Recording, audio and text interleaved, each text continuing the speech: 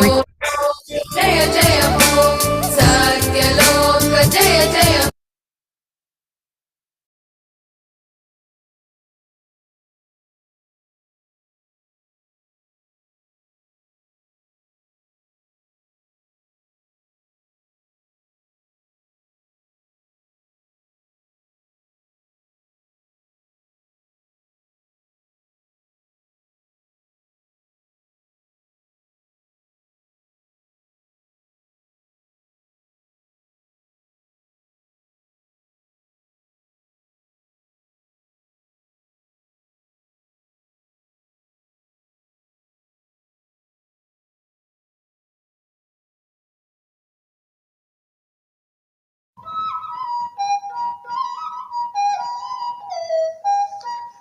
ಎಲ್ಲ ಆತ್ಮ ಬಂಧುಗಳಿಗೂ ನಮಸ್ಕಾರ.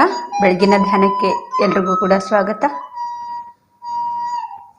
ನಾವೆಲ್ಲರೂ ಕೂಡ ಧ್ಯಾನಕ್ಕೆ ಕೂತ್ಕೊಳ್ಳೋಣ ಫ್ರೆಂಡ್ಸ್. ಎರಡೂ ಕೈ ಬೆರಳುಗಳನ್ನು ಕ್ರಾಸ್ ಮಾಡಿ, ಕಾಲು ಕ್ರಾಸ್ ಮಾಡಿ, ಹಗುರವಾಗಿ ಕಣ್ಣು ಮುಚ್ಚಿ ಸಹಜವಾಗಿ ನಡೀತಾ ಇರೋ ಉಸಿರಾಟವನ್ನೇ ಗಮನಿಸ್ತಾ ಇರೋಣ.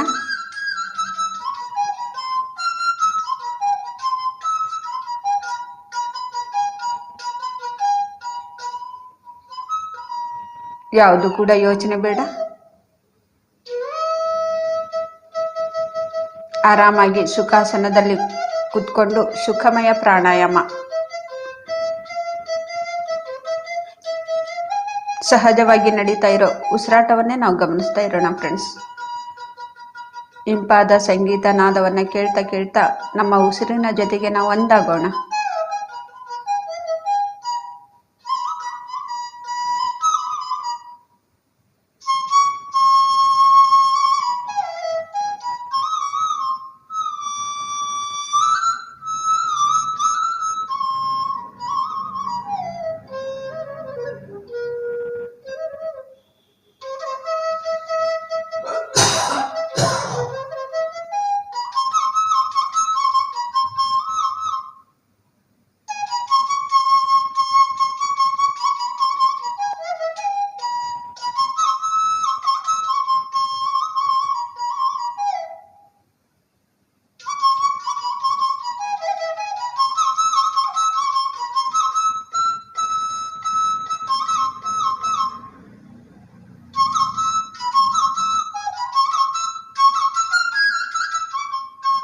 ಗುರುರ್ ಬ್ರಹ್ಮ ಗುರುರ್ ವಿಷ್ಣು ಗುರುರ್ದೇವೋ ಮಹೇಶ್ವರ ಗುರು ಸಾಕ್ಷಾತ್ ಪರಬ್ರಹ್ಮ ತಸ್ಮೈ ಶ್ರೀ ಗುರುವೇ ನಮಃ.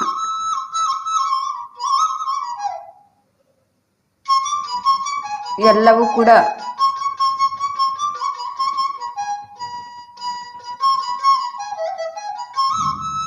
ನಮಗೆ ಕಲಿಸ್ಕೊಡೋದು ಗುರುನೇ, ತಿಳಿಸ್ಕೊಡೋದು ಗುರುನೇ.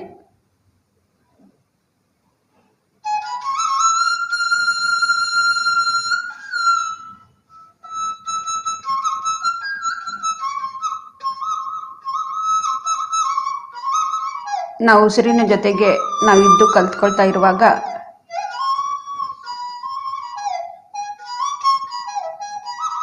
ನಮಗೆ ಎಲ್ಲ ಗುರುಗಳ ಒಂದು ಸಾಕ್ಷಾತ್ಕಾರ ಆಗತ್ತೆ. ಎಲ್ಲ ಗುರುಗಳ ಜೊತೆಗೂ ಇದ್ದು ಕೂಡ ನಾವು ಕಲಿತಾ ಇರ್ತೀವಿ. ಮೊದಲು ನಮ್ಮ ಉಸಿರು ಎಂಬ ಗುರುವಿನ ಜೊತೆಗಿದ್ದಾಗ ನಾವು ಸರಿಯಾದ ಗುರುಗಳನ್ನೇ ನಮಗೆ ಸಿಗ್ತಾ ಇರ್ತಾರೆ.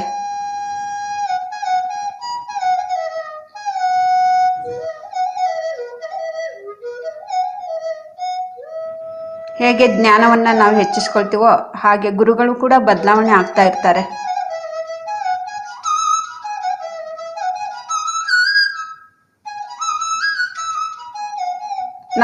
ನಾವು ಉಸಿರು ಎಂಬ ಗುರುವಿನ ಜೊತೆಗೆ ಇರಬೇಕು.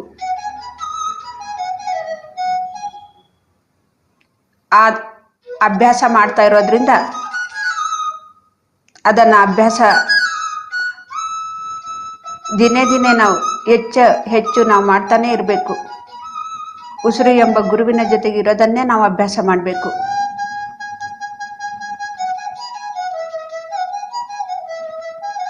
ಇದನ್ನು ಅಭ್ಯಾಸ ಆದಮೇಲೆ ಮತ್ತೆ ನಾವು ಇನ್ನೊಂದು ಗುರುವಿನ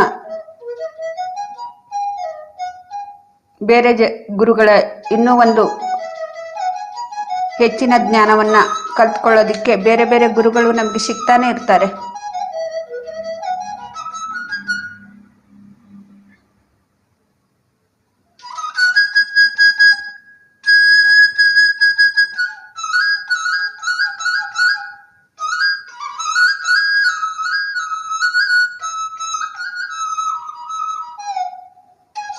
ಹಾಗಂತ ಆ ಗುರು ಕಡಿಮೆ ಈ ಗುರು ಹೆಚ್ಚು ಅಂತಲ್ಲ, ಪ್ರತಿಯೊಬ್ಬರು ಗುರು ಕೂಡ ಅಷ್ಟೇ ಜ್ಞಾನವನ್ನು ಸಂಪಾದನೆ ಮಾಡ್ಕೊಂಡಿರ್ತಾರೆ.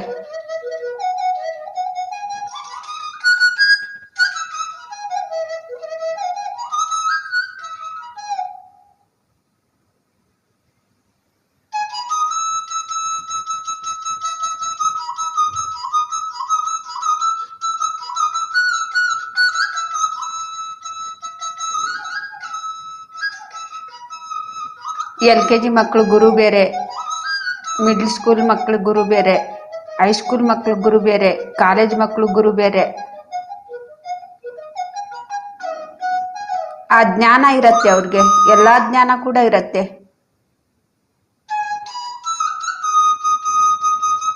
ನರ್ಸರಿ ಮಕ್ಕಳಿಗೆ ಗುರುಗಳಿಗೆ ಕಾಲೇಜು ಜ್ಞಾನ ಇರತ್ತೆ, ಕಾಲೇಜ್ ಓದಿರೋದು.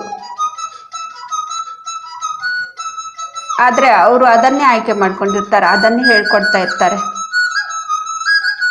ಇಲ್ಲಿ ಯಾವ ಗುರುನು ಹೆಚ್ಚು ಕಡಿಮೆ ಅಂತಲ್ಲ, ಎಲ್ರು ಗುರುಗಳು ಕೂಡ ಸರಿಸಮಾನ್ರೆ.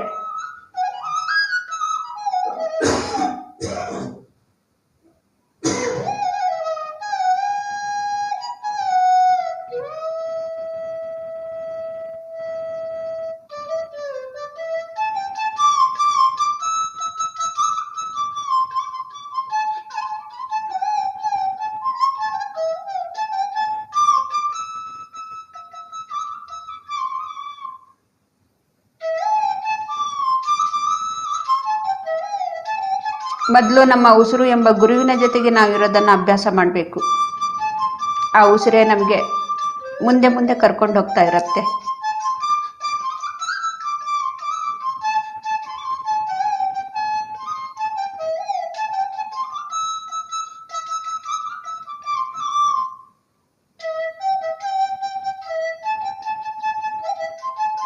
ಎಲ್ಲ ಗುರುಗಳಿಂದನೂ ಕೂಡ ನಾವು LKG ಇಂದ ಡಿಗ್ರಿವರೆಗೂ ಕೂಡ ಬೇರೆ ಬೇರೆ ಗುರುಗಳಿಂದ ಯಾವ ರೀತಿ ನಾವು ಕಲ್ತ್ಕೊಳ್ತಾ ಇರ್ತೀವಿ, ಇಲ್ಲಿ ಕೂಡ ಹಾಗೆ ನಾವು ಕಲ್ತ್ಕೊಳ್ತಾ ಇರಬೇಕು. ಎಲ್ಲ ಗುರುಗಳಿಂದನೂ ಕೂಡ ನಾವು ಕೇಳ್ತಾ ಇರಬೇಕು, ಕಲ್ತ್ಕೊಳ್ತಾ ಇರಬೇಕು, ಮುಂದೆ ಹೋಗ್ತಾ ಇರಬೇಕು. ಎಲ್ಲೂ ಕೂಡ ನಾವು ನಿಂತ್ಕೋಬಾರ್ದು.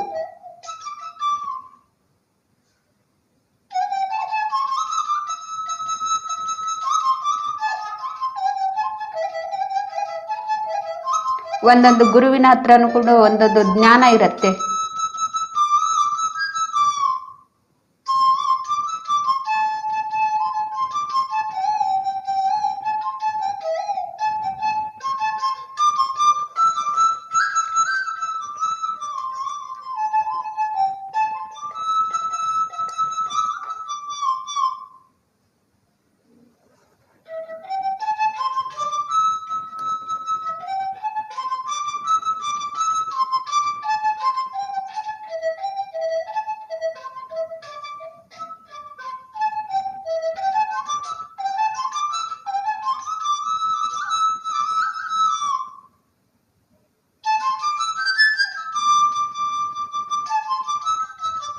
LKG ಮಕ್ಕಳು ನರ್ಸರಿ ಮಕ್ಕಳಿಗೆ ಓದಿಸುವಂಥ ಗುರುಗಳಿಗೆ ಎಷ್ಟೊಂದು ಸಹನೆ ಇರುತ್ತೆ ನೋಡಿ. ಏನು ಕೂಡ ಗೊತ್ತಿರೋದಿಲ್ಲ ಆ ಮಕ್ಕಳಿಗೆ.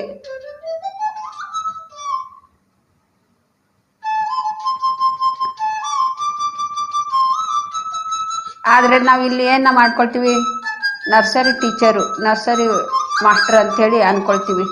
ಕಾಲೇಜ್ ಟೀಚರ್ ಇರೋರು, ಅವರು ಕಾಲೇಜ್ನಲ್ಲಿ ಲೆಕ್ಚರು ಅಂತ ಹೇಳ್ತೀವಿ. ಈ ನರ್ಸರಿನೇ ಕಲೀಲಿಲ್ಲ ಅಂದರೆ ಆ ಕಾಲೇಜ್ಗೆ ಎಲ್ಲಿಗೆ ಹೋಗ್ತಾ ಇದ್ದೀವಿ ನಾವು? ಈ 1ನೇ ಕ್ಲಾಸೇ ಕಲೀಲಿಲ್ಲ ಅಂದರೆ ಆ ಡಿಗ್ರಿಗೆ ಎಲ್ಲಿಗೆ ಹೋಗ್ತಾ ಇದ್ವಿ ನಾವು?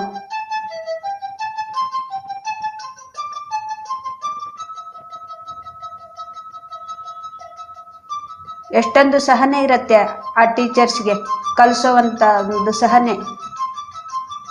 ಒಬ್ಬೊಬ್ಬರು ರೀತಿಯಲ್ಲಿ ಒಂದೊಂದು ರೀತಿಯಲ್ಲಿ ಒಬ್ಬೊಬ್ಬರು ಮಕ್ಕಳು ಇರ್ತಾರೆ.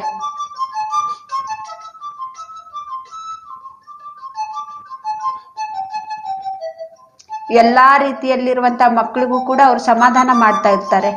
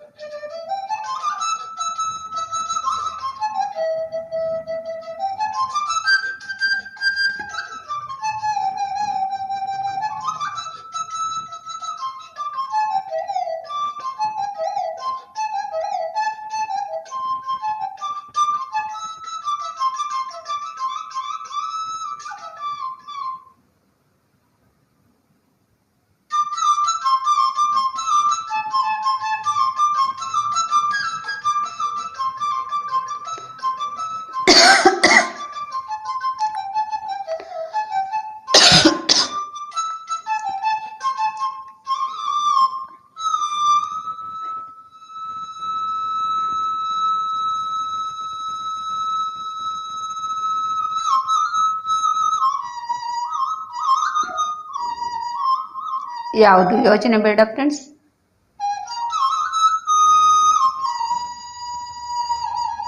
ಸಹಜವಾಗಿ ನಡೀತಾ ಇರೋ ಉಸಿರಾಟವನ್ನೇ ಗಮನಿಸ್ತಾ ಇರೋಣ.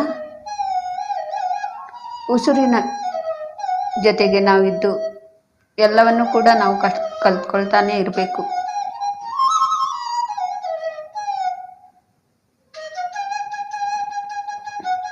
ನಿತ್ಯ ನಿರಂತರವಾಗಿ ಉಸಿರಿನ ಜೊತೆಗಿರೋದನ್ನು ನಾವು ಅಭ್ಯಾಸ ಮಾಡಬೇಕು. ಒಂದು ಕ್ಷಣ ಕೂಡ ನಾವು ವ್ಯರ್ಥವಾಗಿ ಕಳಿಬಾರ್ದು ಫ್ರೆಂಡ್ಸ್. ಬೇಡದೇ ಇರುವಂಥ ಮಾತುಗಳು ನಮಗೆ ಬೇಡವೇ ಬೇಡ, ಬೇಡದೇ ಇರುವಂಥ ವಿಚಾರಗಳು ನಮಗೆ ಬೇಡವೇ ಬೇಡ. ಇದನ್ನೆಲ್ಲ ಯಾರು ತಿಳಿಸ್ಕೊಡತ್ತೆ? ನಮ್ಮ ಉಸಿರು ಎಂಬ ಗುರು.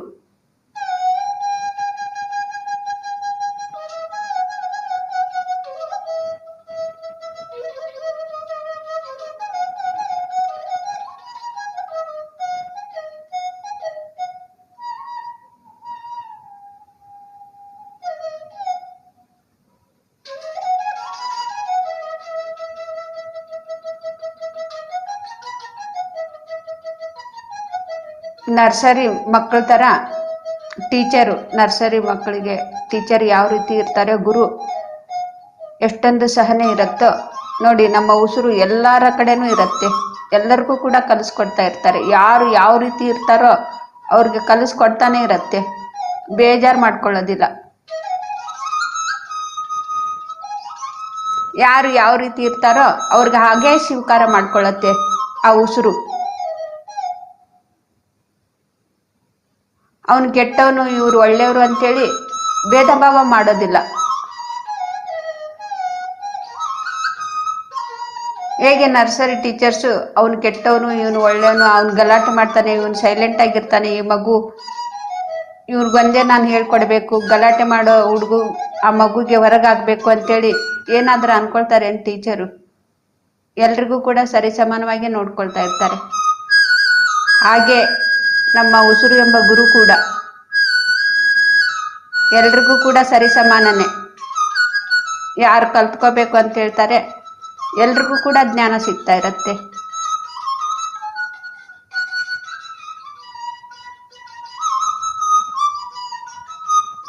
ಒಬ್ಬೊಬ್ರು ಗಲಾಟೆ ಮಾಡ್ತಾ ಇರ್ತಾರೆ, ಒಬ್ಬೊಬ್ರು ಸೈಲೆಂಟ್ ಆಗಿರ್ತಾರೆ, ಒಬ್ಬೊಬ್ರು ಮಕ್ಕಳು ಇನ್ನೂ ಖತರ್ನಾಕ್ ಇರ್ತಾರೆ, ಕಡಿಯೋದು ಒಡೆಯೋದು ಬಡಿಯೋದು ಎಲ್ಲ ಮಾಡ್ತಾ ಇರ್ತಾರೆ.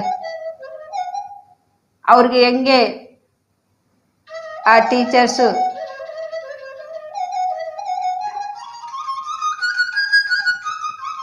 ಅವರು ಯಾವ ರೀತಿ ಇರ್ತಾರೋ ಹಾಗೆ ಅವ್ರಿಗೆ ಸ್ವೀಕಾರ ಮಾಡಿ ಅವ್ರಿಗೆಲ್ಲ ಹೇಳ್ಕೊಡ್ತಾ ಇರ್ತಾರೋ, ನಮ್ಮ ಉಸಿರು ಕೂಡ ಹಂಗೆ.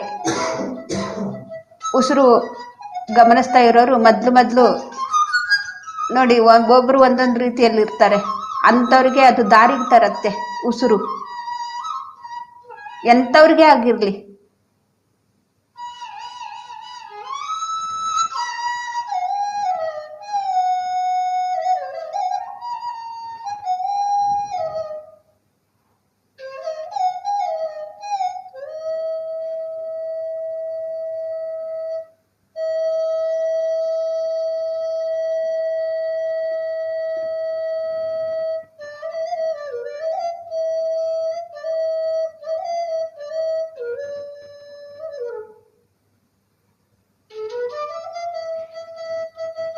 ಎಷ್ಟೇ ಸುಳ್ಳು ಹೇಳ್ತಾ ಇರಲಿ, ಎಷ್ಟೇ ಮೋಸ ಮಾಡ್ತಾ ಇರಲಿ, ಎಷ್ಟೇ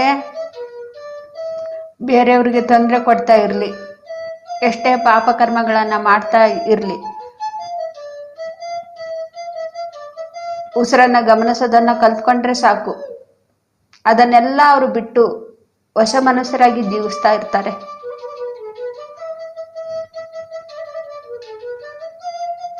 ಹೊಸ ಜೀವನವನ್ನ ಶುರು ಮಾಡ್ಕೊಳ್ತಾರೆ.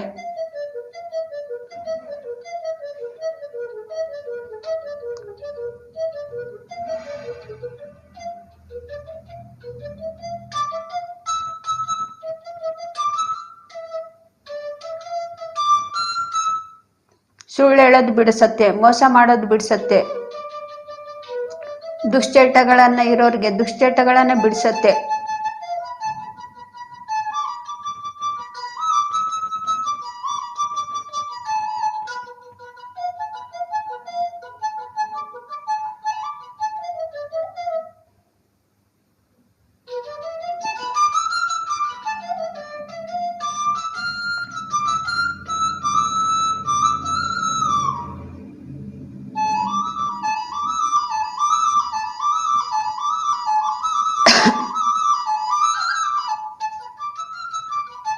ಸುಳ್ಳು ಹೇಳೋದು, ಕಳ್ತನ ಮಾಡೋದು,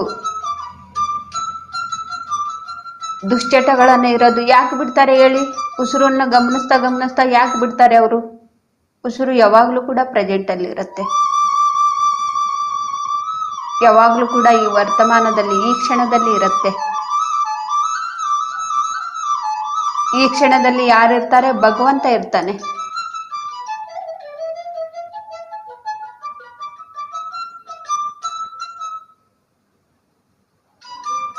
ಅಲ್ಲಿ ಗುರು ಇರ್ತಾನೆ.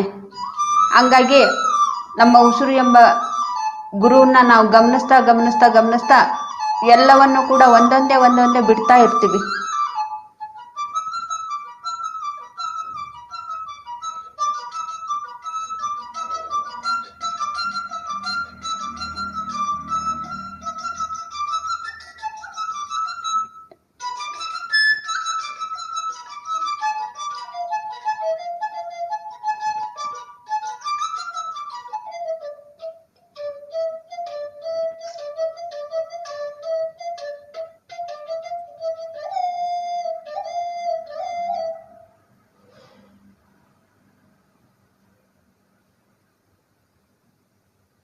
ಸಹಜವಾಗಿ ನಡೀತಾ ಇರೋ ಉಸಿರಾಟವನ್ನೇ ಗಮನಿಸ್ತಾ ಇರಿ ಫ್ರೆಂಡ್ಸ್.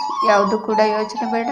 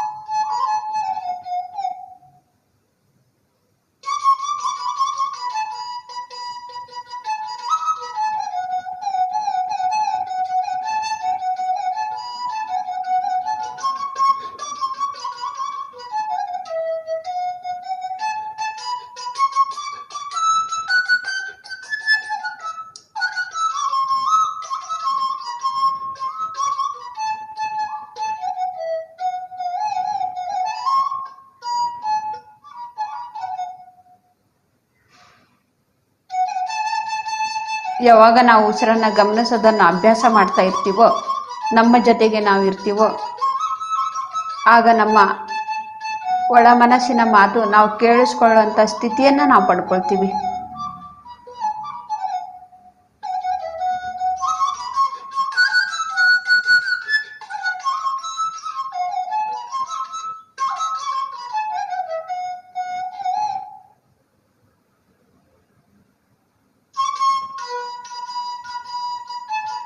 ಹೇಗೆ ಹಸಿವಾದಾಗ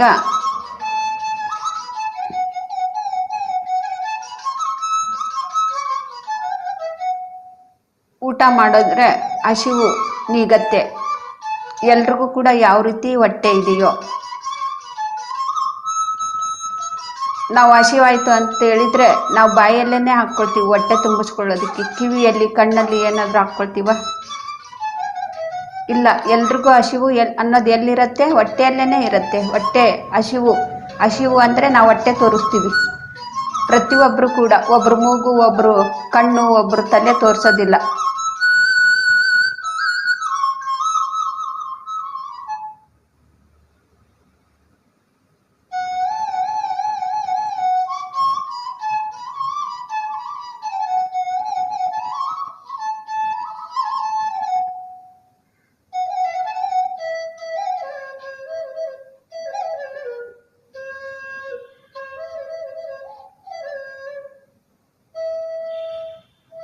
ಯಾರಿಗೆ ಗೊತ್ತಾಗತ್ತೆ ಅಂದರೆ ನಮಗೆ ಹಸಿವಾಗಿರೋದು ಯಾರಿಗೆ ಗೊತ್ತಾಗತ್ತೆ? ಹಸಿವಾದವ್ರಿಗೇ ಗೊತ್ತಾಗತ್ತೆ.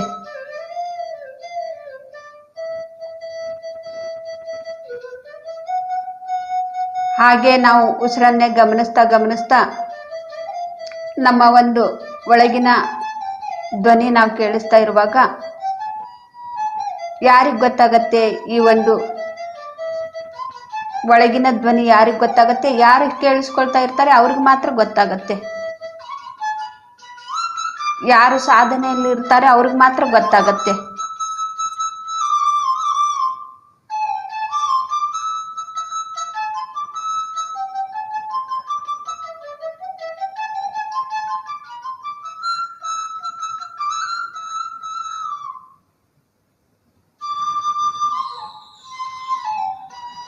ನಮ್ಮ ಒಳ ಮಾತು ಯಾರಿಗೆ ಕೇಳಿಸುತ್ತೆ ಅಂದರೆ ನಮಗೆ ಕೇಳಿಸುತ್ತೆ. ಯಾರು ಸಾಧನೆ ಮಾಡ್ತಾ ಇರ್ತಾರೆ ಅವ್ರಿಗೆ ಕೇಳಿಸುತ್ತೆ.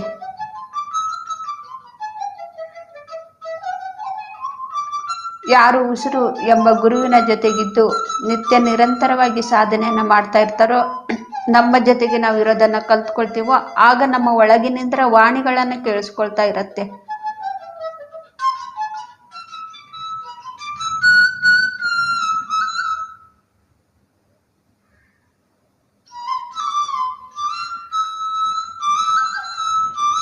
ಹಸಿವು ಅನ್ನೋದು ಯಾವ ರೀತಿ ಕಣ್ಣಿಗೆ ಕಾಣಿಸೋದಿಲ್ವೋ,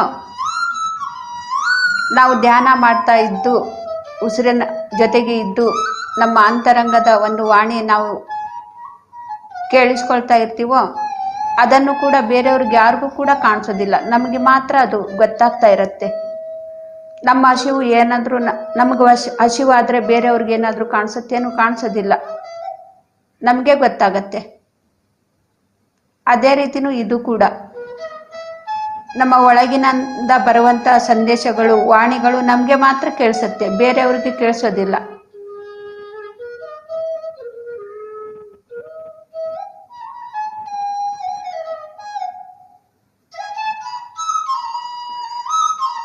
ಈ ಒಂದು ಕೇಳಿಸ್ಕೊಳ್ಳುವಂಥ ಜ್ಞಾನ ನಮಗೆ ಯಾವಾಗ ಬರುತ್ತೋ ಆಗ ಎಲ್ಲ ಗುರುಗಳ ಹತ್ರನೂ ಕೂಡ ನಾವು ಹೋಗಿ ಎಲ್ಲ ಗುರುಗಳ ಒಂದು ಜ್ಞಾನವನ್ನು ನಾವು ಪಡ್ಕೊಳ್ತಾ ಇರ್ತೀವಿ. ಪ್ರತಿಯೊಬ್ಬರನ್ನೂ ಕೂಡ ನಾವು ಕೇಳಿಸ್ಕೊಳ್ತಾ ಇರ್ತೀವಿ.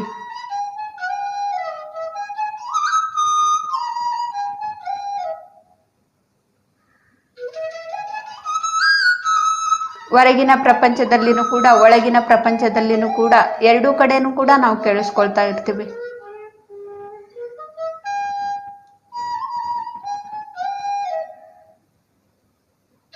ಎಲ್ಲರಿಂದನೂ ಕೂಡ ನಾವು ಕಲಿತಾ ಇರ್ತೀವಿ. ಪ್ರತಿಯೊಬ್ಬರು ಕೂಡ ನನಗೆ ಗುರು ಆಗ್ತಾರೆ ನಮಗೆ.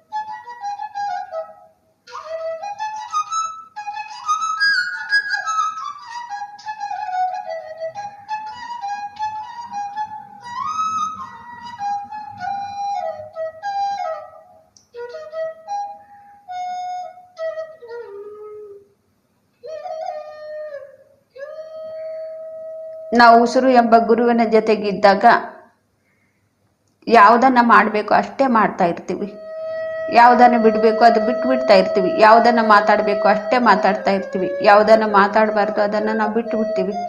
ಎಂತಹ ಯೋಚನೆಗಳನ್ನು ಮಾಡಬೇಕು ಅಷ್ಟೇ ಮಾಡ್ತಾ ಇರ್ತೀವಿ, ಯಾವ ಯೋಚನೆಗಳನ್ನು ಮಾಡಬಾರ್ದು ಅದನ್ನು ಬಿಡ್ತೀವಿ. ನಾವು ಅದಷ್ಟಕ್ಕದೇ ನಮ್ಗೆ ಯಾರು ಕೂಡ ಹೇಳೋದೇ ಬೇಡ. ನಮ್ಮ ಒಳಗಿನ ಒಂದು ಮಾತಿನಿಂದನೇ ಒಂದು ವಾಣಿಯನ್ನ ನಾವು ಕೇಳಿಸ್ಕೊಂಡು ಆ ದಾರಿಗೆ ನಾವು ಬಂದುಬಿಡ್ತೀವಿ.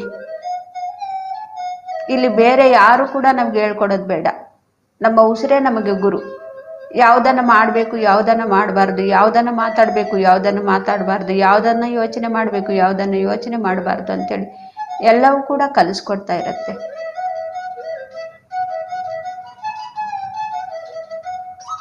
ಆ ವಾಣಿ ನಾವು ಕೇಳಿಸ್ಕೊಳ್ತೀವಿ, ಅದು ಯಾವ ರೀತಿ ಹೇಳ್ತಾ ಇರತ್ತೆ ಆ ರೀತಿ ನಾವು ಕೇಳ್ತಾ ಇರ್ತೀವಿ.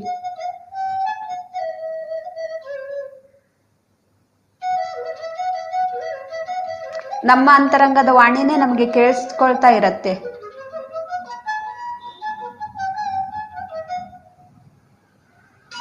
ಇಲ್ಲ ಅಂದ್ರೆ ಬೇರೆಯವ್ರ ಮಾತುಗಳನ್ನ ಕೇಳ್ತಾ ನಾವು ಮಾಡ್ತಾ ಇರ್ತೀವಿ, ಭಯದಿಂದ ನಾವು ಜೀವಿಸ್ತಾ ಇರ್ತೀವಿ.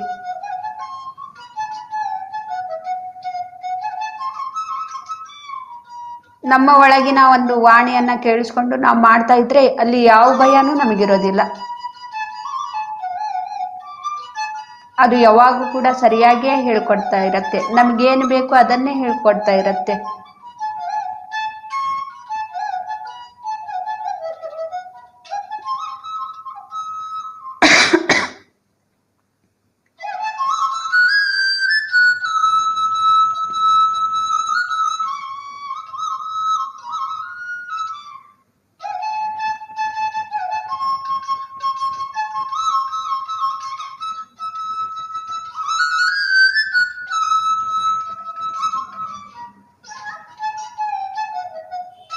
ನಾನು ನಾನು ನನ್ನ ಉಸಿರಿನ ಜೊತೆಗಿದ್ದು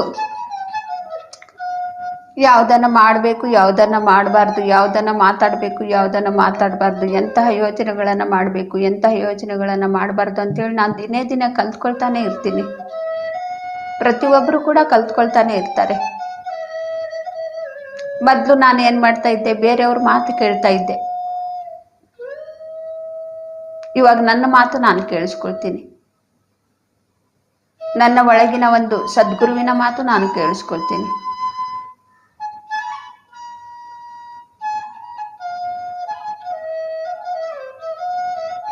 ಬೇರೆ ಯಾರ ಮಾತನ್ನು ಕೂಡ ನಾನು ಕೇಳಿಸ್ಕೊಳ್ಳಲ್ಲ.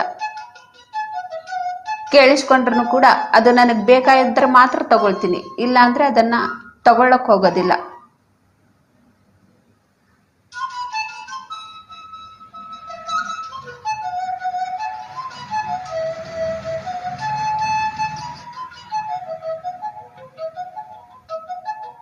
ಮೊದಲು ಧ್ಯಾನಕ್ಕೆ ಬರೋಕಿನ ಮೊದಲು ನಾನು ಈ ಬೇರೆಯವರ ಮಾತನ್ನ ಕೇಳಿ ಕೇಳಿ ಭಯದಿಂದ ನಾನು ಜೀವಿಸ್ತಾ ಇದ್ದೆ.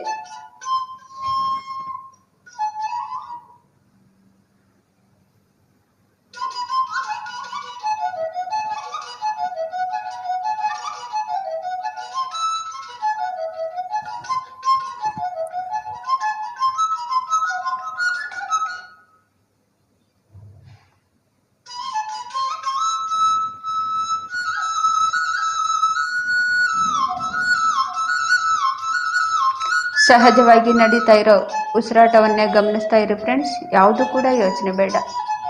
ಆರಾಮಾಗಿ ಕೂತ್ಕೊಳ್ಳಿ ಸುಖಾಸನದಲ್ಲಿ. ಸುಖಮಯ ಪ್ರಾಣಾಯಾಮ. ಸಹಜವಾಗಿ ನಡೀತಾ ಇರೋ ಉಸಿರಾಟವನ್ನೇ ನಾವು ಗಮನಿಸ್ತಾ ಇರೋಣ ಫ್ರೆಂಡ್ಸ್.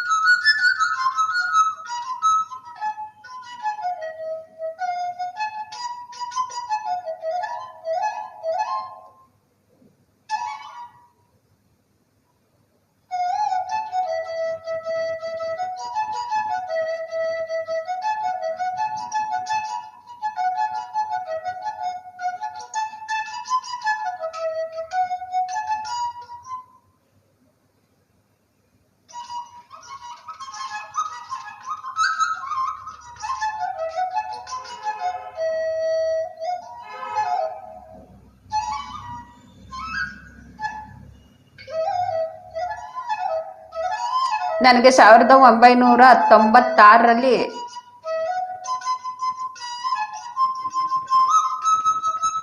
ಅವಾಗ ನನಗೆ ಆ ಸಮಯದಲ್ಲಿ ಒಂದು ಸಮಸ್ಯೆ ಬಂದ್ಬಿಟ್ಟು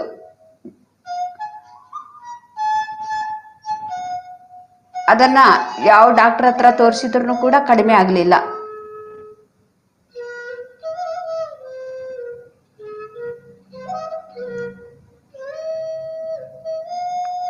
ಆಗ ನಮ್ಮ ಮನೆಗೆ ಬರೋರು ಆ ಜನರು ಯಾವ ರೀತಿ ನಮ್ಮ ಸಂಬಂಧಿಕರು ನಮ್ಮ ಅತ್ತೆಯವ್ರಿಗೆ ಹೇಳ್ತಾ ಇದ್ರು, ಆ ಭಗವಂತನಿಗೆ ಅದು ಬೇಡ್ಕೋ ಇದು ಬೇಡ್ಕೋ, ನಿಮ್ಮ ಸೊಸೆ ತಾನೇ, ನಿಮ್ಮ ಸೊಸೆಗೆ ಮೈಗೆ ಹುಷಾರಾಗಬೇಕಂದ್ರೆ ಆಗ ಬೇಡ್ಕೋ, ಅದನ್ನು ಮಾಡೋದ್ರಿಂದ ದೇವ್ರಿಗೆ ಆ ರೀತಿ ಪೂಜೆ ಪುನಸ್ಕಾರ ಮಾಡೋದ್ರಿಂದ ಕಡಿಮೆ ಆದ್ರೂ ಆಗ್ಬೋದು, ಕಡಿಮೆ ಆಗತ್ತೆ ಅಂಥೇಳಿ ನಮ್ಮ ಅತ್ತೆಯವ್ರಿಗೆ ಅವ್ರು ಹೇಳ್ತಾ ಇದ್ರು, ಬೇಡ್ಕೋ ನಿಮ್ಮ ಸೊಸೆಗೆ ಒಳ್ಳೇದಾಗ್ಲಿ ಅಂತೇಳಿ ಆ ರೀತಿ ಬೇಡ್ಕೊ ಅಂತೇಳಿ. ನಮ್ಮ ಅತ್ತೆಯವ್ರು ಏನು ಮಾಡ್ತಾ ಇದ್ರು, ಆಯ್ತು ಬೇಡ್ಕೊಳ್ತೀನಿ ಹರಕೆ ಹೊತ್ಕೊಳ್ತೀನಿ ಅಂತೇಳಿ ಹೇಳ್ತಾ ಇದ್ರು. ಅದು ಎಂತ ಹರಕೆ ಅಂದ್ರೆ ಒಂದು ನಾನು ಹೇಳಿದ್ನಲ್ವ ಹುಲಿಗೆಮ್ಮ ದೇವಸ್ಥಾನಕ್ಕೆ ಅಂತೇಳಿ, ನಮ್ಮ ಮನೆ ದೇವ್ರು ಅದು ಹುಲಿಗೆಮ್ಮ ಅಂತೇಳಿ ನಮ್ಮ ಮನೆ ದೇವ್ರು. ಅಲ್ಲಿ ಹೋಗಿ ಕುರಿ ಕೋಳಿ ಅದನ್ನೆಲ್ಲ ಕೊಯ್ದು ಅಲ್ಲಿ ಆ ಪ್ರಾಣಿಗಳಿಗೆ ಬಲಿ ಕೊಡೋಕೆ ಆ ರೀತಿ ಒಂದು ಹರಕೆ ಹೊತ್ಕೊ ಅಂಥೇಳಿ ನಮ್ಮ ಅತ್ತೆಯವರು ಹ್ಞೂ ಅಂತ ಹೇಳಿದ್ರು. ಆದರೆ ನಮ್ಮ ಅತ್ತೆಯವರು ಏನು ಕೂಡ ಮಾಡಲಿಲ್ಲ. ಹಾಗೆ ಶರೀರ ಬಿಟ್ಬಿಟ್ರು. ಅವರು ಯಾವುದು ಕೂಡ ಮಾಡಲಿಲ್ಲ. ಆದರೆ ಯಾರೇನು ಹೇಳ್ತಾರೆ ಅವರ ಆ ಒಂದು ಹರಕೆಯನ್ನು ನಾನು ಅದನ್ನು ಮಾಡ್ತೀನಿ ಎಲ್ಲನೂ ಕೂಡ ಒಪ್ಕೊಂಡು, ಬೇರೆಯವರು ಹೇಳಿದರನ್ನೆಲ್ಲ ಅವ್ರ ಮುಂದೆ ಒಪ್ಕೊಂಡ್ಬಿಡ್ತಾ ಇದ್ರು. ಆದರೆ ಯಾವುದು ಕೂಡ ಮಾಡಲಿಲ್ಲ. ಆಯಿತು, ಅಲ್ಲಿ ಆ ದೇವಸ್ಥಾನಕ್ಕೆ ಹೋಗಿ ಅಲ್ಲಿ ಅದು ಮಾಡಂದ್ರೆ ಹ್ಞೂ ಮಾಡ್ತೀನಿ ಅಂಥೇಳಿ, ಈ ದೇವಸ್ಥಾನಕ್ಕೆ ಹೋಗಿ ಇದು ಮಾಡಿ ಅಂದ್ರೆ ಹ್ಞೂ ಅದನ್ನು ಮಾಡ್ತೀನಿ ಅಂಥೇಳಿ. ಒಟ್ಟಿನಲ್ಲಿ ಒಳ್ಳೇದಾದರೆ ಸಾಕು ಅಂಥೇಳಿ ಯಾರು ಏನು ಹೇಳ್ತಾರೆ ಅದನ್ನೆಲ್ಲ ಹರಕೆಗಳನ್ನು ಕೂಡ ಹರಕೆ ಅಂತ ಹೇಳ್ತಾರಲ್ವ, ಅದು ಮಾಡಬೇಕು ಅಂಥೇಳಿ ಅದನ್ನು ಹ್ಞೂ ಅಂಥೇಳಿ ಯಾವುದು ಕೂಡ ಮಾಡಲಿಲ್ಲ. ನನಗೇನು ಮೈಗೂ ಹುಷಾರು ಕೂಡ ಆಗಲಿಲ್ಲ. ನನ್ನ ಪ್ರಾಬ್ಲಮ್ ಕೂಡ ಸಾಲ್ವ್ ಕೂಡ ಆಗಲಿಲ್ಲ. ನನಗೆ ಹಾಗೇ ಇತ್ತು.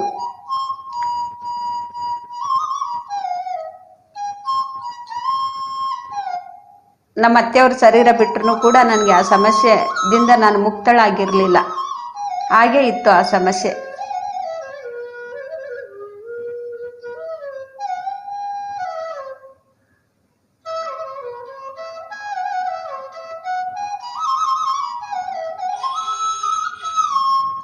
ನಮ್ಮ ಅತ್ತೆಯವರು ಸತ್ತ ಮೇಲೆ ನನಗೆ ಹೇಳೋದಕ್ಕೆ ಶುರು ಮಾಡಿದ್ರು ಜನಗಳು, ನಿಮ್ಮ ಅತ್ತೆಯವರಾದರೂ ನಿನಗೋಸ್ಕರ ಬೇಡ್ಕೊಂಡಿದ್ದಾರೆ, ನಿಮ್ಮ ಅತ್ತೆ ಏನು ಕೂಡ ಮಾಡಲಿಲ್ಲ, ನೀನಾದರೂ ಮಾಡು ಅಂತೇಳಿ.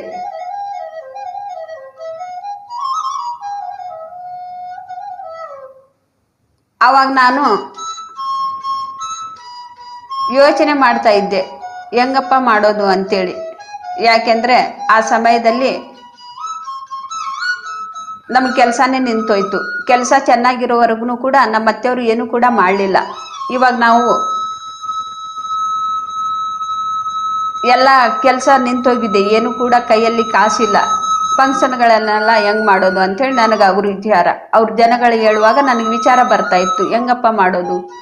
ದುಡ್ಡು ಇರುವಾಗ ಮಾಡಲಿಲ್ಲ ನಮ್ಮ ಅತ್ತೆಯವರು ಕೂಡ ಸತ್ತೋದ್ರು. ಇವಾಗ ನಮ್ಮ ಹತ್ರ ಮಾಡ್ಬೇಕಂತ ಹೇಳಿದ್ರೆ ದುಡ್ಡಿಲ್ಲ, ಹೆಂಗೆ ಮಾಡೋದು ಅಂಥೇಳಿ ಅದನ್ನೇ ದಿನಾಲೂ ಕೂಡ ಯೋಚನೆ ಮಾಡ್ತಾ ಇದ್ದೆ. ಆ ಒಂದು ಫಂಕ್ಷನ್ ಮಾಡಿದರೆ ಎಷ್ಟೋ ದುಡ್ಡು ಖರ್ಚಾಗತ್ತೆ ಅಂತ ಹರಕೆಗಳನ್ನು ಎಷ್ಟೋ ಇಟ್ಕೊಂಡಿದ್ದಾರೆ ನಮ್ಮ ಅತ್ತೆಯವರು. ಒಂದು ಹರಕೆಯನ್ನು ಮಾಡೋಕೆ ನಮ್ಮ ಹತ್ರ ದುಡ್ಡಿಲ್ಲ. ಅಷ್ಟೊಂದು ಹರಕೆಗಳನ್ನು ನಾ ಯಾವ ರೀತಿ ಮಾಡಬೇಕು, ಹರಕೆಗಳನ್ನು ಇಟ್ಕೊಂಡಿರೋದು ಯಾವ ರೀತಿ ಮಾಡಬೇಕು ಅಂತೇಳಿ ನನಗೆ ಭಯ ಶುರು ಆಗಿಬಿಡ್ತು.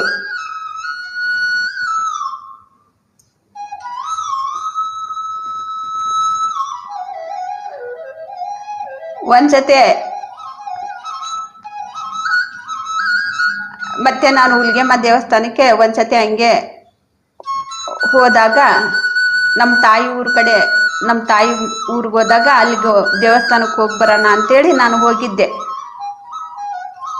ಬರೋ ದಾರಿಯಲ್ಲಿನೇ ಇದೆ ಅದು. ಹಂಗೋಗಿ ಮತ್ತೆ ನಮ್ಮ ಮನೆಗೆ ಹೋಗೋಣ ಅಂಥೇಳಿ ಅಲ್ಲಿ ದೇವಸ್ಥಾನ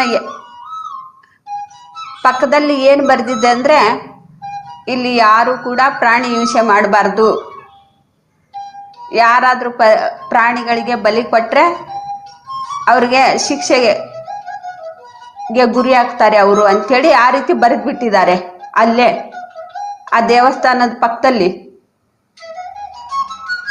ಇಲ್ಲಿ ಯಾರು ಕೂಡ ಪ್ರಾಣಿಗಳನ್ನು ಬಲಿ ಕೊಡಬಾರ್ದು ಅಂತೇಳಿ. ಅದು ಸುಮಾರು ವರ್ಷಗಳಾದ್ಮೇಲೆ ನಮ್ಮ ಅತ್ತೆಯವರು ಕೂಡ ತೀರ್ಕೊಂಡು ಬಿಟ್ಟಿದ್ದಾರೆ. ಇವ್ರ ಜನಗಳು ನೋಡಿದ್ರೆ ನನಗೆ ಹೇಳ್ತಾ ಇದ್ರು, ಅದನ್ನ ಮಾಡಬೇಕು, ನಿಮ್ಮ ಅತ್ತೆಯವ್ರು ಮಾಡಲಿಲ್ಲ, ನೀನಾದರೂ ಮಾಡು ಅಂತೇಳಿ. ನಿನಗೋಸ್ಕರ ತಾನೇ ಅವ್ರು ಬೇಡ್ಕೊಂಡಿರೋದು, ಮತ್ತು ನಿನ್ಗೆ ಒಳ್ಳೇದಾಗಬೇಕಂದ್ರೆ ನೀನೇ ಮಾಡಬೇಕು ಅಂಥೇಳಿ. ಆ ಸಮಯದಲ್ಲಿ ದುಡ್ಡಿಲ್ಲದೆ ಇರೋದ್ರಿಂದ ಹೆಂಗೆ ಮಾಡಬೇಕು ಅಂಥೇಳಿ ನಾನು ಆ ಯೋಚನೆಯಲ್ಲಿ ಇದ್ದೀನಿ ನಾನು.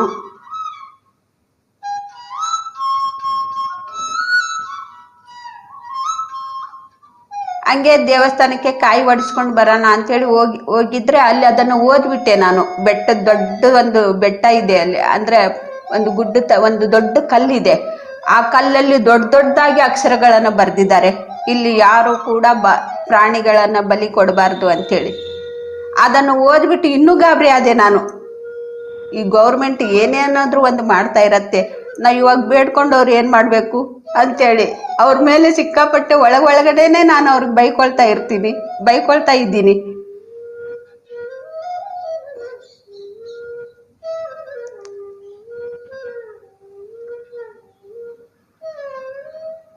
ಈ ದೇವಸ್ಥಾನದಲ್ಲಿ ಬಂದು ಈ ರೀತಿ ಯಾಕೆ ಇವರು ಗೌರ್ಮೆಂಟ್ ಈ ರೀತಿ ರೂಲ್ಸ್ ಮಾಡಬೇಕು ಅಂತೇಳಿ ಒಳಗಡೆನೆ ಬೈಕೊಳ್ತಾ ಇದ್ದೆ.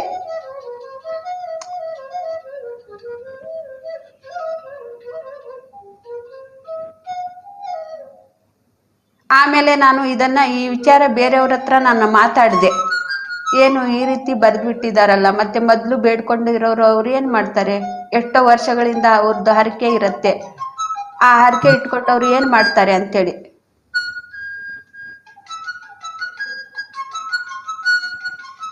ಮತ್ತೆ ದೇವಸ್ಥಾನಕ್ಕೂ ಕೂಡ ನೈವೇದ್ಯ ಕೂಡ ತಗೊಂಡು ಹೋಗೋದಿಲ್ಲ. ಮೊದಲೆಲ್ಲ ತಗೊಂಡು ಹೋಗೋದಕ್ಕೆ ಅವಕಾಶ ಇತ್ತು, ಇವಾಗೆಲ್ಲ ಇದು ರೂಲ್ಸ್ ಮಾಡಿಸ್ಬಿಟ್ಟಿದ್ದಾರೆ.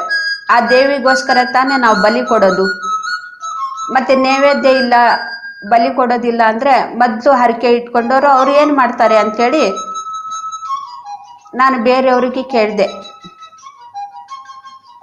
ಅಲ್ಲಿ ಯಾವಾಗಲೂ ಕೂಡ ಹೋಗ್ತಾ ಇರ್ತಾರಲ್ಲ ಪೂಜೆ ಪುನಸ್ಕಾರ ಮಾಡೋದಕ್ಕೆ, ವರ್ಷಕ್ಕೊಂದ್ಸತಿ ಕುರಿ ಮೇಕೆಗಳನ್ನು ಕೊಯ್ಯೋರಿಗೆ ನಾನು ಕೇಳಿದೆ, ನೀವು ಯಾವ ರೀತಿ ಮಾಡ್ತಾ ಇದ್ದೀರಾ ಇವಾಗ ಅಂಥೇಳಿ.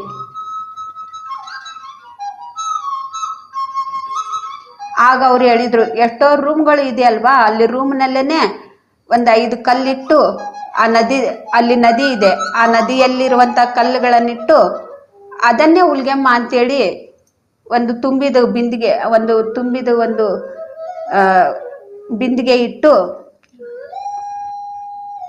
ಅದನ್ನೇ ಹುಲ್ಗೆಮ್ಮ ಅಂತೇಳಿ ಅನ್ಕೊಂಡು ಅದಕ್ಕೆ ನಾವು ಅಲ್ಲೇ ನೈವೇದ್ಯ ಇಟ್ಟು ಆ ಒಂದು ರೂಮ್ನಲ್ಲೇನೆ ಕುರಿ ಕೊಯ್ದು ಅಲ್ಲಿ ನೈವೇದ್ಯ ಇಟ್ಟು ಆ ರೀತಿ ಪೂಜೆ ಮಾಡಿ ನಮ್ಮ ಹರಕೆಗಳನ್ನು ನಾವು ತೀರಿಸ್ತೀವಿ ಅಂತ ಹೇಳಿದ್ರು.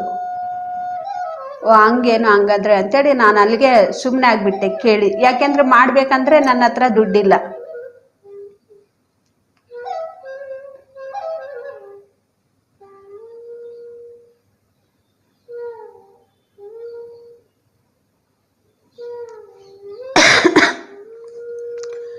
ಇದೇ ರೀತಿನೇ ನಾನು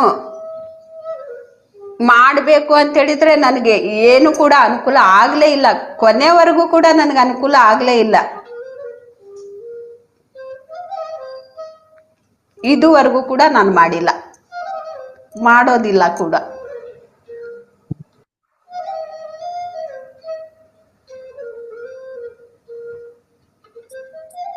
ಇವಾಗ ನಮ್ಮ ಹತ್ರ ದುಡ್ಡಿದೆ, ಆದ್ರೆ ಜ್ಞಾನ ಬಂದಿದೆ ಅದನ್ನ ಮಾಡಬಾರ್ದು ಅಂಥೇಳಿ. ಧ್ಯಾನಕ್ಕೆ ಬಂದ್ಮೇಲೆ ನಾನು ತಿಳ್ಕೊಂಡೆ,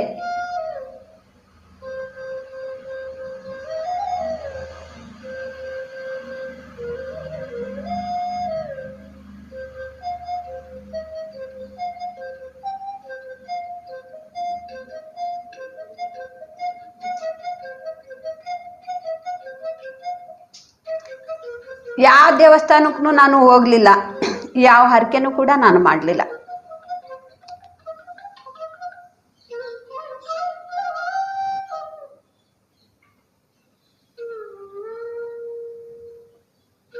ಆ ಒಂದು ಭಯ ನನಗೆ ಹೇಗೋಯ್ತು ಅಂದ್ರೆ, ನನ್ನ ಉಸಿರು ಎಂಬ ಗುರುವಿನ ಜೊತೆಗಿದ್ದಾಗ ಅಲ್ಲಿವರೆಗೂ ನೋಡಿ ನಾನು ಆ ಭಯದಿಂದ ಮಾಡ್ಬೇಕಂದ್ರೆ ದುಡ್ಡಿಲ್ಲ, ಬೇರೆಯವ್ರು ಹೇಳಿದ್ದು ಇದು, ನಾನು ಕೂಡ ಅದನ್ನ ಆ ಹರಕೆ ಇಟ್ಕೋಬೇಕು ಅಂತ ಹೇಳಲ್ಲ, ನಮ್ಮತ್ತೆ ಇಟ್ಕೊಂಡಿರೋದಾರೆ ಅದು ಹರಕೆ. ಜನಗಳು ನನಗೆ ಶುರು ಮಾಡಿದ್ರು ಹೇಳೋದಿಕ್ಕೆ. ನೋಡಿ ಇದೇ ರೀತಿನೇ ನಮ್ಗೆ ಎಲ್ಲ ಭಯ ಪಡಿಸ್ತಾ ಇರ್ತಾರೆ. ಹರಕೆ 12 ವರ್ಷಕ್ಕಾದ್ರೂ ಕೂಡ ನೀನು ಮಾಡಲಿಲ್ಲ ಅಂದ್ರೆ ನಿನಗೆ ಅದು ನಷ್ಟ ಆಗೋದು. 12 ವರ್ಷ ಇರುತ್ತೆ, ಸಮಯ ಇರುತ್ತೆ, ಹರಕೆ 12 ವರ್ಷ ಅಂತೇಳಿ. ನೀನು 12 ವರ್ಷದಲ್ಲಿ ನಿನಗೆ ಮಾಡಲಿಲ್ಲ ಅಂದ್ರೆ ಮತ್ತೆ ನಿನಗೆ ನೋಡೋದು ಕಷ್ಟ ಅಂತೇಳಿ ಈ ರೀತಿ ಭಯ ಪಡಿಸ್ತಾ ಇದ್ರು ಜನಗಳು.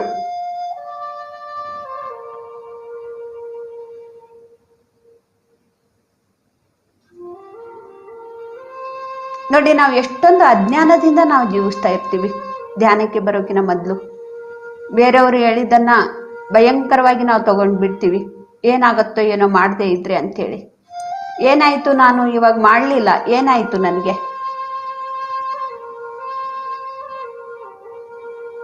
ಇನ್ನು ಜ್ಞಾನ, ನಾನು ಆತ್ಮಜ್ಞಾನವನ್ನ ಸಂಪಾದನೆ ಮಾಡ್ಕೊಳ್ತಾ ಇದ್ದೀನಿ, ಆನಂದವಾಗಿದ್ದೀನಿ. ಪ್ರತಿ ಕ್ಷಣ ಕೂಡ ಭಯ ರಹಿತ ಜೀವನವನ್ನ ನಾನು ಜೀವಿಸ್ತಾ ಇದ್ದೀನಿ.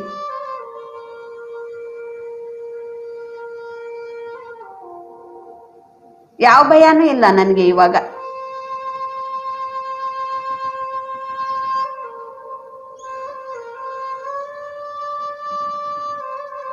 ಆ ಜ್ಞಾನ ಕೂಡ ನನಗಿರ್ಲಿಲ್ಲ. ಅವ್ರು ಭಯ ಪಡಿಸ್ತಾ ಇದ್ರು, ನಾನು ಭಯ ಪಟ್ಕೊಳ್ತಾ ಇದ್ದೆ. ಹುಡ್ದವ್ರು ಯಾವತ್ತೋ ಒಂದಿನ ಸಾಯಲೇಬೇಕು, ಆಗೋದಾಗ್ಲಿ ಬಿಡ ಅಂತೇಳಿ ಆ ಧೈರ್ಯ ತಗೊಳ್ಳುವಂತ ಶಕ್ತಿ ಕೂಡ ನನಗಿರ್ಲಿಲ್ಲ.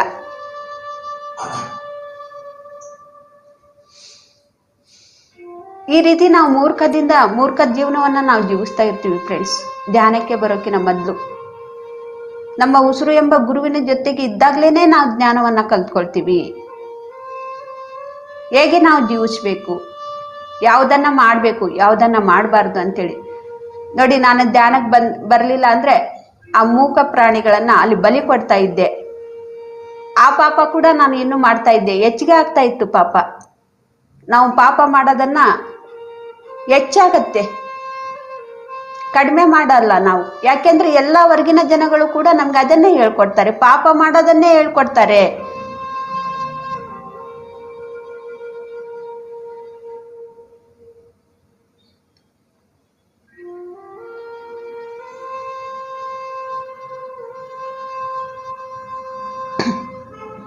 ಸಣ್ಣ ಸಣ್ಣ ವಿಷಯಕ್ಕೆಲ್ಲ ಈ ರೀತಿ ನಮಗೆ ಭಯ ಪಡಿಸ್ತಾ ಇರ್ತಾರೆ.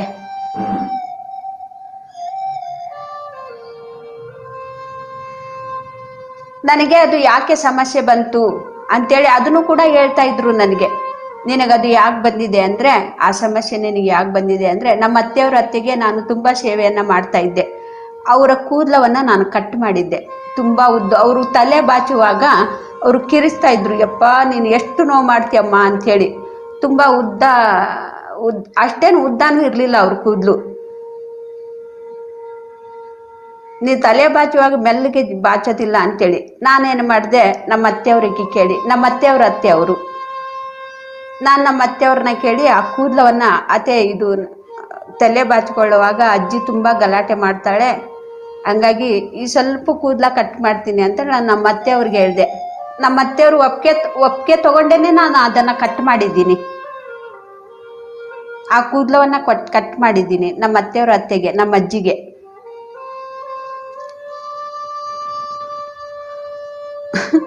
ಅವ್ರು ಕಟ್ ಮಾಡಿದ ವರ್ಷದಲ್ಲೇನೆ ಅವ್ರು ಸತ್ತೋದ್ರು, ನಮ್ಮ ಅತ್ತೆಯವ್ರ ಅತ್ತೆ.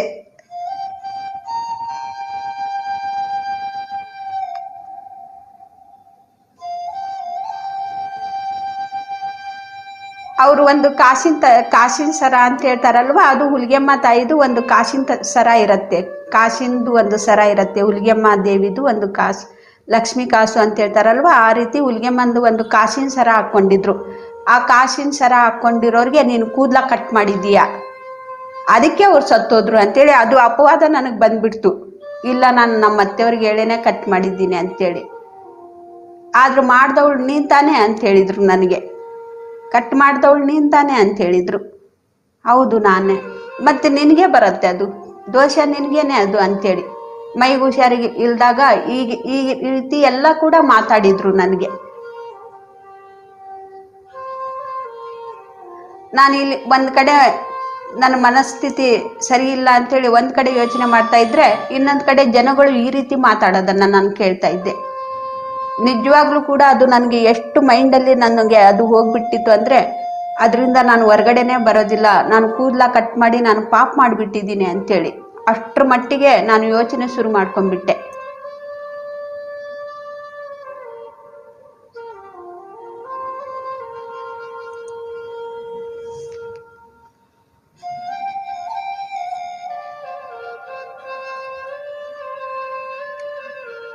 ನಮ್ಮ ಅತ್ತೆಯವ್ರ ಅತ್ತೆನೂ ಸತ್ರು, ನಮ್ಮ ಅತ್ತೆನೂ ಸತ್ರು, ನಾನು ಮಾತ್ರ ಮಿಕ್ಕಿರೋದು ನಾನು.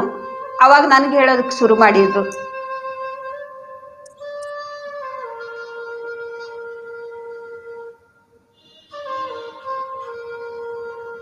1996ರಿಂದ ನಾನು ಇದನ್ನು ಅನುಭವಿಸ್ತಾ ಇರೋದು. 2008ಕ್ಕೆ ನಾನು ಧ್ಯಾನಕ್ಕೆ ಬಂದಾಗ್ಲೇನೆ ಅದರಿಂದ ನಾನು ಮುಕ್ತಿಯನ್ನು ಪಡೆದೆ.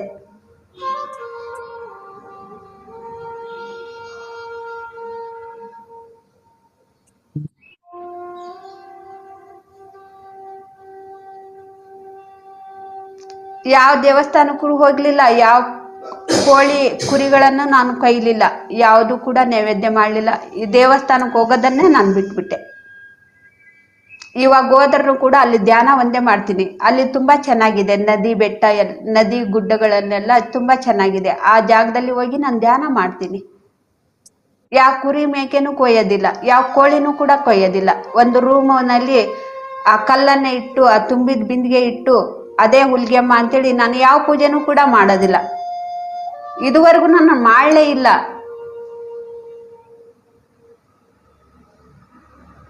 ಮಾಡ್ಬೇಕಂದ್ರೂ ಕೂಡ ನನಗೆ ಅನುಕೂಲವಾಗಿರ್ಲಿಲ್ಲ ಆವಾಗ, ಆ ಸಮಯದಲ್ಲಿ. ಇವಾಗ ಎಲ್ಲ ಕೂಡ ಅನುಕೂಲವಾಗಿದೆ, ಆದ್ರೆ ಇವಾಗ ನಾನು ಮಾಡೋದಿಲ್ಲ. ಯಾಕೆಂದ್ರೆ ಆ ಜ್ಞಾನ ನನಗೆ ಬಂದಿದೆ, ಯಾವ್ದು ಮಾಡಬೇಕು ಯಾವ್ದನ್ನ ಮಾಡಬಾರದು ಅಂತೇಳಿ.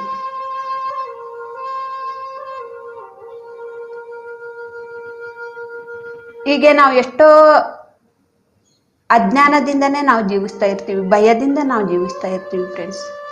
ಯಾವ ಭಗವಂತನೂ ಕೂಡ ಯಾರಿಗೂ ಕೂಡ ಶಿಕ್ಷೆ ಕೊಡೋದಿಲ್ಲ. ನಮ್ಮ ಯೋಚನೆಗಳಿಂದನೇ ನಮಗೆ ಶಿಕ್ಷೆ ಸಿಗ್ತಾ ಇರತ್ತೆ. ನಾವು ಮಾಡ್ಕೋಬೇಕಾಗಿರೋದು, ಸರಿ ಮಾಡ್ಕೋಬೇಕಾಗಿರೋದು ನಮ್ಮ ಯೋಚನೆ. ನಮ್ಮ ಯೋಚನೆಯಿಂದನೇ ನಮ್ಮ ಜೀವನ ನರಕವಾಗಿರತ್ತೆ. ಭಯದಿಂದ ನಾವು ಜೀವಿಸ್ತಾ ಇರ್ತೀವಿ. ಬೇರೆಯವ್ರ ಮಾತು ಕೇಳಿ ಕೇಳಿ ಚಿತ್ರ ಹಿಂಸೆಯಿಂದ ನಾವು ಅನುಭವಿಸ್ತಾ ಇರ್ತೀವಿ. ಬೇರೆಯವ್ರ ಮಾತು ನಾವು ಯಾವತ್ತೂ ಕೂಡ ಕೇಳಬಾರ್ದು. ನಮ್ಮ ಒಳಗಡೆ ಇರುವಂತ ಅಂತರಂಗದ ಮಾತು ಏನ್ ಹೇಳತ್ತೆ ಅದನ್ನ ನಾವು ಕೇಳಿಸ್ಕೊಳ್ಳೋಣ. ನಾವು ಬೇರೆಯವ್ರನ್ನ ಮಾತನ್ನ ಕೇಳಿ ಕೇಳಿ ಕೇಳಿ ನರಕ ಯಾತನೆಯನ್ನ ನಾನು ಅನುಭವಿಸಿದ್ದೀನಿ. ಆ ವ್ರತ ಮಾಡಬೇಕು, ಈ ವ್ರತ ಮಾಡಬೇಕು, ಹರಕೆ ಇಟ್ಕೊಂಡಿರೋದು, ಹರಕೆ 12 ವರ್ಷ ಅದನ್ನು ಮಾಡಲೇಬೇಕು ಅಂತೇಳಿ ಅದನ್ನ ಕೇಳಿ ಕೇಳಿ ಕೇಳಿ ನಾನು ನರಕ ಯಾತನೆಯನ್ನ ಅನುಭವಿಸಿದ್ದೀನಿ.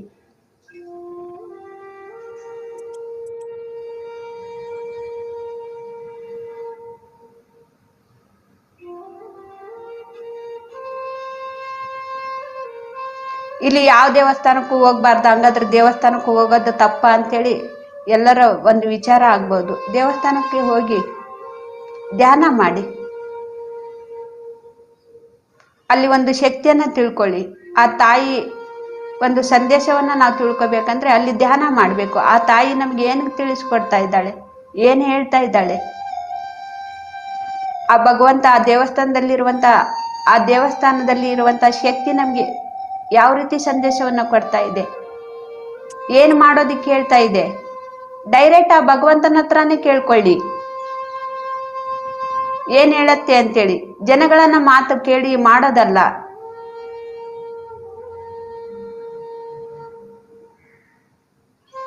ಭಯದಿಂದ ಜೀವಿಸೋದಲ್ಲ ಜೀವನ ಅಂದ್ರೆ. ಯಾವಾಗ ನಾನು ಅಲ್ಲಿಗೆ ಹೋಗಿ ಧ್ಯಾನವನ್ನ ಮಾಡಿ ಆ ತಾಯಿ ಮಾತನ್ನ ನಾನು ಯಾವಾಗ ಕೇಳಿಸ್ಕೊಂಡೆ ಅಂದ್ರೆ, ಇವಾಗ ನೀನ್ ಸರಿಯಾಗಿ ಮಾರ್ಗಕ್ಕೆ ಬಂದಿದ್ಯಾ, ಇದನ್ನೇ ನಿನ್ನನ್ನು ಮುಂದುವರಿಸು ಅಂತೇಳಿ. ಕುರಿ ಕೋಳಿ ಮೇಕೆ ಕೊಯ್ ಅಂತೇಳಿ ಆ ತಾಯಿ ನನಗೆ ಹೇಳಿಲ್ಲ. ಇವಾಗ ನೀನ್ ಸರಿಯಾದ ಮಾರ್ಗಕ್ಕೆ ಬಂದಿದೀಯಾ, ಇದನ್ನೇ ಹೀಗೆ ನೀನು ಮುಂದುವರಿಸು. ನೋಡಿ ಆ ಜನಗಳ ಮಾತೆಯಲ್ಲಿ, ಈ ತಾಯಿ ಮಾತೆಯಲ್ಲಿ ಅಜಗಜಾಂತರ ವ್ಯತ್ಯಾಸ, ಒಂದಕ್ಕೊಂದು ಸಂಬಂಧನೇ ಇಲ್ಲ.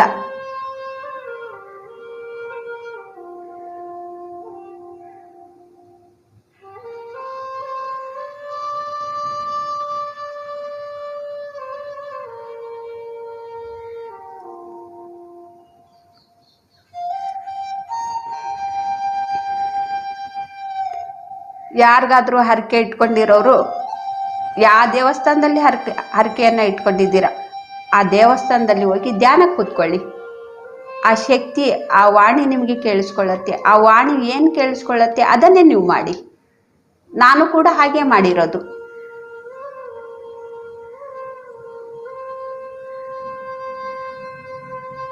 ಜನಗಳನ್ನ ಮಾತು ಕೇಳಿ ಮಾಡೋದಲ್ಲ. ಇಲ್ಲಿ ಭಯ ಪಟ್ಕೊಳ್ಳುವಂಥದ್ದು ಕೂಡ ಏನು ಕೂಡ ಇಲ್ಲ. ಹರಕೆ ನಾನು ಇಟ್ಕೊಂಡಿದ್ದೀನಿ, ಅದನ್ನ ನನಗೆ ಮಾಡೋಕ್ಕಾಗ್ತಾ ಇಲ್ಲ, ನನ್ನ ಹತ್ರ ದುಡ್ಡಿಲ್ಲ ಅಂತೇಳಿ. ನಂತರ ಎಷ್ಟೋ ಜನ ಈ ರೀತಿ ಜೀವಿಸ್ತಾ ಇದ್ದಾರೆ ಇವಾಗಲೂ ಕೂಡ.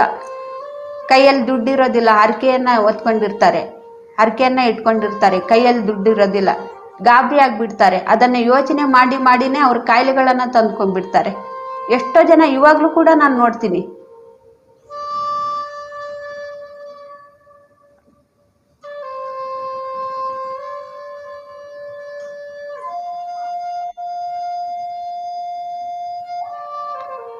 ನೋಡಿ, ನಾನು ಯಾವ ಕುರಿ ಮೇಕೆನೂ ಕೂಡ, ಯಾವ ಹರಕೆನೂ ಕೂಡ ನಾನು ಒಂದು ಪೈಸಾ ಕೂಡ ಖರ್ಚು ಮಾಡಿಲ್ಲ.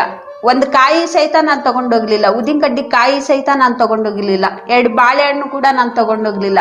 ಅಲ್ಲಿ ಹೋಗಿ ನನ್ನ ಧ್ಯಾನ ಸಿಕ್ಕಿದ ಮೇಲೆ ಆ ದೇವಸ್ಥಾನದಲ್ಲಿ ಹೋಗಿ ನಾನು ಧ್ಯಾನಕ್ಕೆ ಕೂತ್ಕೊಂಡ್ರೆ ಆ ತಾಯಿಯಿಂದ ಬಂದಂತಹ ಸಂದೇಶ ನನಗೇನಂದ್ರೆ, ಇವಾಗ ನೀನು ಸರಿಯಾದ ಮಾರ್ಗಕ್ಕೆ ಬಂದಿದ್ಯಾ, ಹೀಗೆ ಮುಂದುವರ್ಸು. ನೋಡಿ ಎಷ್ಟು ಅಮೃತವಾಣಿ ಇದು, ಅದ್ಭುತವಾಣಿ.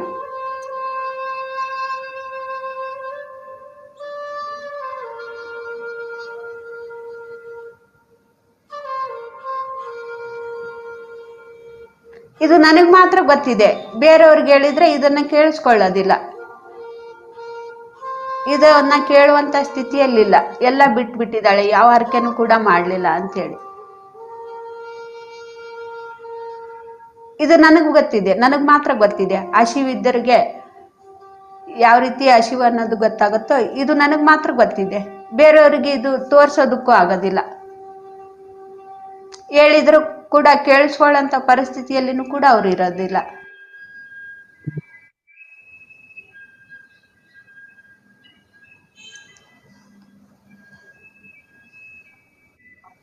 ನೋಡಿ, ನಮ್ಮ ಉಸಿರು ಎಷ್ಟು ಒಂದು ಅದ್ಭುತವಾದಂಥ ನಮ್ಮ ಜೀವನವನ್ನ ಬದಲಾಯಿಸುತ್ತೆ.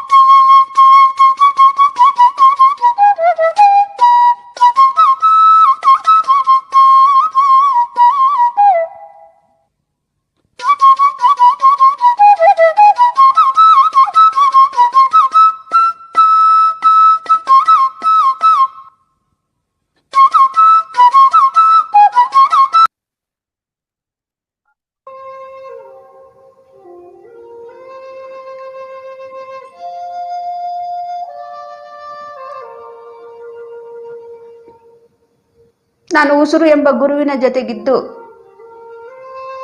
ನನ್ನ ಒಳಗಿನ ಮಾತು ನಾನು ಕೇಳಿಸ್ಕೊಳ್ತಾ ಇರುವಾಗಲೇ ತಾನೇ ನನಗೆ ಆ ತಾಯಿ ಮಾತು ಕೂಡ ಅರ್ಥ ಆಗಿರೋದು. ಆ ತಾಯಿ ಮಾತು ಕೂಡ ನಾನು ಕೇಳಿಸ್ಕೊಳ್ಳೋಂಥ ಸ್ಥಿತಿಗೆ ಬಂದಿರೋದು. ನನ್ನ ಮಾತೇ ನಾನು ಕೇಳಿಸ್ಕೊಳ್ಳಿಲ್ಲ ಅಂದರೆ ಆ ತಾಯಿ ಮಾತು ಕೂಡ ನಾನು ಕೇಳಿಸ್ಕೊಳ್ತಾ ಇರಲಿಲ್ಲ. ಹೀಗೆ ಜೀವನ ಪೂರ್ತಿ ಕೊರಗಿ ಸಾಯ್ತಾ ಇದ್ದೆ.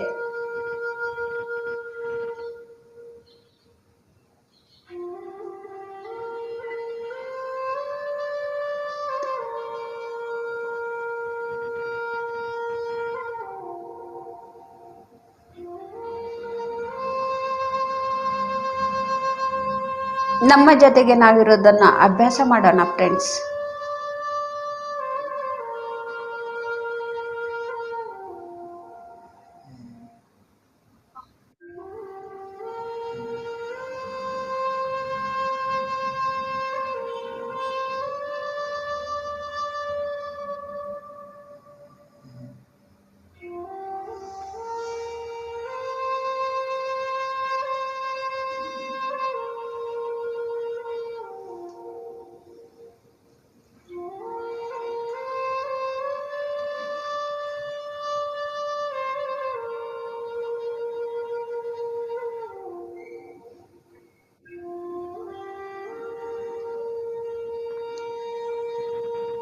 ಕೇವಲ 1 ನಿಮಿಷ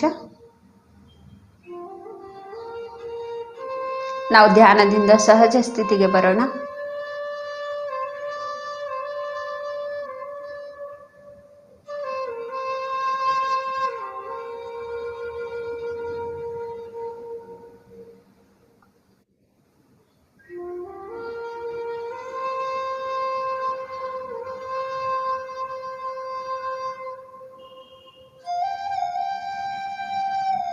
ಧ್ಯಾನದಿಂದ ಜ್ಞಾನ, ಜ್ಞಾನದಿಂದ ಮುಕ್ತಿ. ನಮಗೆ ಜ್ಞಾನ ಸಂಪಾದನೆ, ಆತ್ಮಜ್ಞಾನವನ್ನು ಸಂಪಾದನೆ ಮಾಡಿಕೊಂಡಾಗಲೇ ನಾವು ಎಲ್ಲದರಿಂದನೂ ಕೂಡ ನಾವು ಮುಕ್ತಿಯನ್ನು ನಾವು ಪಡಿತೀವಿ. ಇಲ್ಲ ಅಂದರೆ ನಾವು ಭಯದಿಂದ ನಾವು ಜೀವಿಸ್ತಾ ಇರ್ತೀವಿ.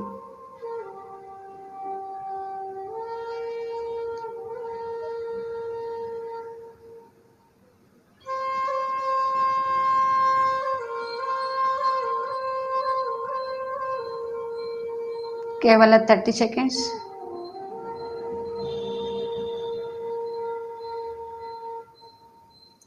ಓಕೆ ಮಾಸ್ಟರ್ಸ್, ನಿಮ್ಮ 2 ಕೈಗಳನ್ನು ಬಿಡಿಸಿಕೊಂಡು ಕಣ್ಣಿನ ಮೇಲೆ ಇಟ್ಕೊಳ್ಳಿ. 5 ಸೆಕೆಂಡ್ಸ್. 5 4 3 2 1 0. ನಿಮ್ಮ ಕೈಗಳನ್ನೇ ನೋಡ್ತಾ ಕಣ್ಣು ಬಿಡಿ. ಈ ಧ್ಯಾನವನ್ನು ತಿಳಿಸ್ಕೊಟ್ಟಂಥ ಗುರುಜಿ ಬ್ರಹ್ಮಶ್ರೀ ಪಿತಾಮಹ ಪತ್ರಿಜಿ ಅವ್ರಿಗೆ ನಾವು ಧನ್ಯವಾದಗಳನ್ನು ತಿಳಿಸೋಣ ಚಪ್ಪಾಳೆ ಮುಖಾಂತರ. ಮತ್ತು ಮಾತಾ ಹುಲಿಗೆಮ್ಮ ದೇವಿಗೂ ಕೂಡ ನಾವು ಧನ್ಯವಾದಗಳನ್ನು ತಿಳಿಸೋಣ ಚಪ್ಪಾಳೆ ಮುಖಾಂತರ. ಎಲ್ಲ ಮಾಸ್ಟರ್ಸ್ಗೂ ಕೂಡ ನಾವು ಧನ್ಯವಾದಗಳನ್ನು ತಿಳಿಸೋಣ ಚಪ್ಪಾಳೆ ಮುಖಾಂತರ. ಇಲ್ಲಿ ಬಂದಂಥ ಎಲ್ಲ ಆತ್ಮಬಂಧುಗಳಿಗೂ ಕೂಡ ನಾನು ಧನ್ಯವಾದಗಳನ್ನು ತಿಳಿಸ್ತಾ ಇವತ್ತಿನ ಕ್ಲಾಸ್ ಮುಗಿಸ್ತಾ ಇದ್ದೀನಿ. Thank you masters. ತುಂಬ ಅದ್ಭುತವಾಗಿತ್ತು ಮೇಡಮ್ ಇವತ್ತಿನ ದಿನದ ಕ್ಲಾಸು. ಎಲ್ಲ ಮಾಸ್ಟರ್ಸ್ ದಿನ ಜಾಯಿನ್ ಆಗ್ತಾ ಇದ್ದೀರಾ. ಎಲ್ಲರಿಗೂ ಮತ್ತೊಮ್ಮೆ ನಾನು ಕೃತಜ್ಞತೆಗಳನ್ನ ಸಲ್ಲಿಸಕ್ಕೆ ಇಷ್ಟಪಡ್ತೀನಿ. ಮಾಸ್ಟರ್ಸ್ ಕಂಪ್ಲೀಟ್ ಆಗಿ 2 ಮಂತ್ಸ್ ನಾವು ಕಂಪ್ಲೀಟ್ ಮಾಡಿದ್ದೀವಿ. 60 ದಿನ ಆಯ್ತು. ಇವತ್ತು 61ನೇ ದಿನ. ಸತತವಾಗಿ ನೀವೆಲ್ಲ ಈ ಧ್ಯಾನಕ್ಕೆ ಜಾಯಿನ್ ಆಗ್ತಾ ಇದ್ದೀರಾ ಮಾಸ್ಟರ್ಸ್. ಹಾಗೇನೆ ದಿನ ಈ ಧ್ಯಾನಕ್ಕೆ ಜಾಯಿನ್ ಆಗಿ ಧ್ಯಾನವನ್ನ ಮಾಡಿ ಮತ್ತೆ ಮಾಡಿಸಿ. ನಾಳೆ ಬೆಳಗ್ಗೆ 5 ಗಂಟೆಗೆ ಮೀಟ್ ಆಗೋಣ ಮಾಸ್ಟರ್ಸ್. Thank you.